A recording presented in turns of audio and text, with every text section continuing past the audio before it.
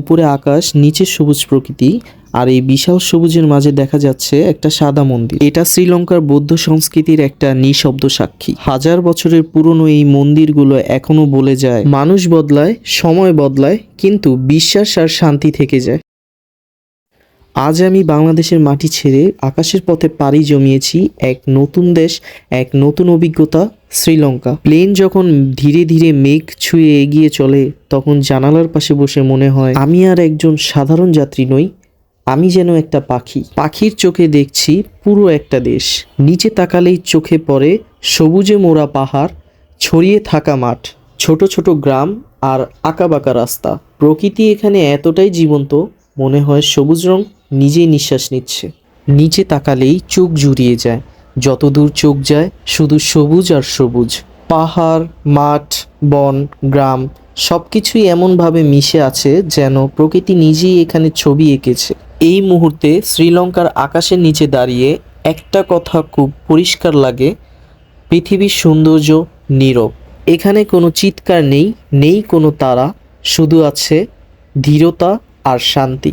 শ্রীলঙ্কার আকাশের উপর দিয়ে উড়তে উড়তে মনে হয় প্রকৃতি এখানে মানুষের চেয়ে বেশি কথা বলে। আর মানুষ যদি একটু চুপ করে শোনে তাহলে অনেক কিছুই বোঝা যায়। যদি তুমি এখনও এই ভিডিওটা দেখছো, তাহলে তুমি শুধু দেখছো না, তুমি শুনছো। আর যে মানুষ শুনতে পারে সে মানুষ গভীরভাবে অনুভব করতে পারে। উপর থেকে দেখলে মানুষ খুব ছোট, কিন্তু তার চিন্তাগুলো খুব বড়। হয়তো এই জন্যই মানুষ শান্তি খুঁজে বেড়ায়। এই বিশাল সবুজের মাঝখানে হঠাৎ চোখে পড়ে একটা সাদা মন্দির। আকাশ থেকে ছোট দেখালেও এর ভিতরে লুকিয়ে আছে শত শত বছরের ইতিহাস। এই মন্দির শুধু ইট পাথরের তৈরি নয়, এটা শ্রীলঙ্কার বিশ্বাস, ধৈর্য আর শান্তির প্রতীক। এখানে এসে আমি বুঝতে পারি বিশ্বাস আলাদা হতে পারে, কিন্তু শান্তির অনুভূতি সবার জন্য এক। শ্রীলঙ্কা মানে শুধু সমুদ্রের নীল জল নয়, শুধু পর্যটনের ছবি নয়। এই দেশটা আমাদের শেখায় কিভাবে প্রকৃতি, ইতিহাস আর বিশ্বাস একসাথে বেঁচে থাকে। বাংলাদেশ থেকে এত দূরে এসেও আকাশের নিচে দাঁড়িয়ে মনে হয় আমরা সবাই একই পৃথিবীর মানুষ। দেশের সীমানা আলাদা হতে পারে, কিন্তু আকাশটা তো একটাই। পাখির চোখে দেখা এই শ্রীলঙ্কা আমাকে নতুন করে ভাবতে শেখায়। যদি আমরা একটু উঁচু থেকে দেখি তাহলে পৃথিবীটা আরও সুন্দর লাগে। প্লেন যখন আরও একটু নিচে নামে তখন সব কিছুই স্পষ্ট হতে থাকে। গাছের ছায়া, বাড়ির ছাদ, মাঠের রেখাগুলো ধীরে ধীরে আলাদা হয়ে যায়।